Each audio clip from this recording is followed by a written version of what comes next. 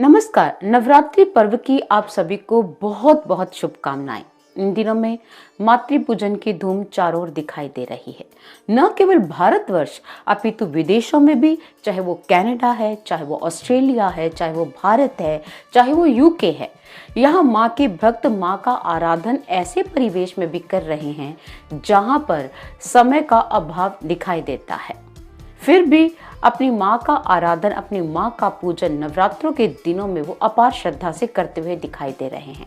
बहुत से लोग कहते हैं कि आप आत्मज्ञान से संपन्न हैं, ध्यान साधना में विश्वास करती हैं, तो क्या आप मूर्ति पूजा में आस्था रखती हैं?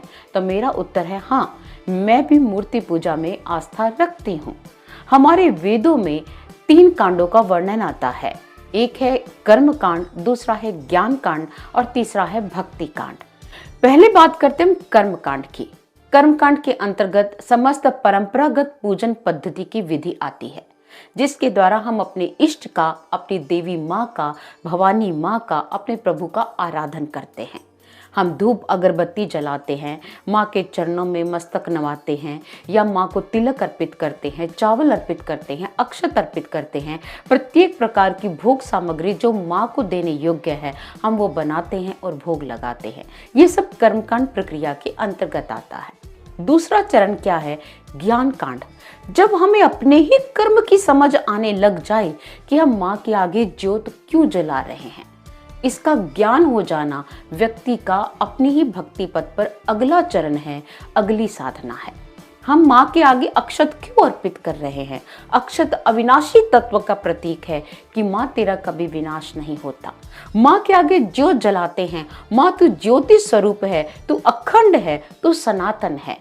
हम माँ को नारियल अर्पित करते हैं। नारियल प्रतीक है हमारी इस अभिमानी मस्तक का कि माँ इस मैं को खत्म कर और मुझ में अपनी कृपा का संचार कर, मुझे अपना बना। जब हमें इन पूजा पद्धति के इन उपकरणों का तात्विक अर्थ समझ में आने लग जाए कि ये हम क्यों कर रहे हैं, तो समझ लो हम कर्म कांड से ज्ञान कांड की ओर बढ़ चुके हैं। तीसरा चरण जो वेदों ने बताया, हमारा वेदांत दर्शन कहता है, तीसरा चरण है भक्ति कांड। भक्ति का अर्थ होता है परमात्मा से जुड़ जाना। एक शब्द है विभक्ति, अर्थात अलग हो जाना, और भक्ति का अर्थ है जुड़ जाना।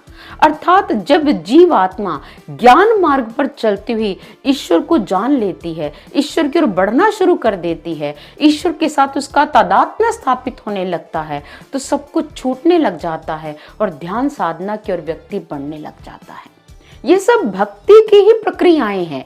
कोई किसी का विरोधाभास दृष्टिगोचर नहीं हो रहा है। इसलिए मैं मूर्ति पूजा का विरोध नहीं करती। ये भी एक भक्ति का प्रकरण है।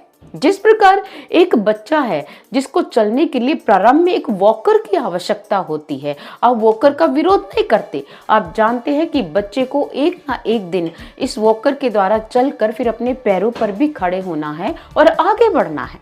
ऐसे ही ये भक्ति की प्रक्रियाएं हैं। ये मूर्ति पूजा ये है क्या? ये भाव उपासना ही तो है। इस मूर्ति के द्वारा एक भक्त अपने भाव परमात्मा के आगे अर्पित कर रहा है। ये मूर्ति की पूजा नहीं है, ये भावों को भगवान तक पहुंचाने का एक माध्यम है। और इस माध्यम में अगर किसी को आनंद मिलता है तो इस आनंद का विरोध नहीं होना चाहिए। इसी प्रकार हमारे ग्रंथों में, हमारे पुराणों में अनेकों ऐसी गाथाएं हैं जो ईश्वर की महानता से मंडित है। जैसे हम माँ दुर्गा की पूजा करते हैं, उसे महिषासुर मर्दिनी कहते हैं। हमारे ग्रंथों में, हमारे पुराणों में महिषासुर मर्दिनी माता की कथा अवश्य वर्णित है। अब इस गाथा की बारीकी को समझने का प्रयास करते हैं। जब महिषासुर का आतंक बढ़ गया और सारा पृथ्वी समाज, सारा मानव समाज, सारा देव समाज उसके आतंक से थर्रा गया, तो देवताओं की पीड़ा को सुनकर त्रिदेवों को अत्यंत क्रोध आया। त्रिदेवों के शक्ति पुंज से और समस्त देवताओं के शक्ति पुंज से एक दिव्य शक्ति का आविर्भाव हुआ, जिसे देवी कहा गया। अब इस महिषासुर मर्दिनी की गाथा को जब लोग सुनते हैं, जिनके मन में श्रद्धा नहीं है, वो इसे एक सामान्य कहानी, एक गाथा मानकर उपहास कर इसे छोड़ देते हैं। जबकि इस कहानी के भीतर छिपा हुआ तत्व आपको कुछ और समझाने का प्रयास कर रहा है। जैसे मूर्ति एक माध्यम है ईश्वर तक अपने भाव पहुंचाने का, उसी प्रकार ये गाथाएं एक माध्यम है आप तक अपना संदेश पहुंचाने का। आपने भोलेनाथ की प्रतिमा को देखा है, भोलेनाथ के हाथ में आपने त्रिशूल देखा होगा, सुदर्शन चक्र नहीं। विष्णु भगवान के हाथ में आपने चक्र देखा होगा, त्रिशूल नहीं। और ब्रह्मा जी के हाथ में आपने कमंडल देखा होगा, त्रिशूल और चक्र नहीं। अर्थात एक एक देव ने एक एक शक्ति को धारण किया है, लेकिन कोई भी ऐसा देव नहीं है जो कमंडल के साथ साथ त्रिशूल और सुदर्शन चक्र को धारण कर पाए। इसलिए कैसे शक्ति का आविर्भाव हुआ जो महाशक्तिशाली, जो प्रचंड थी, जिसमें इतनी शक्ति थी, जो सबकी शक्तियों को अपने भीतर समाहित कर सकती थी। वो थी हमारी दुर्गा, वो थी मां भवानी, वो थी हमारी जगदम्बिके। जगदम्बिके ने सब समस्त शस्त्रों को जो देवताओं ने उन्हें प्रदान किया, उनको धारण कर महिषासुर का संहार करने चली गई।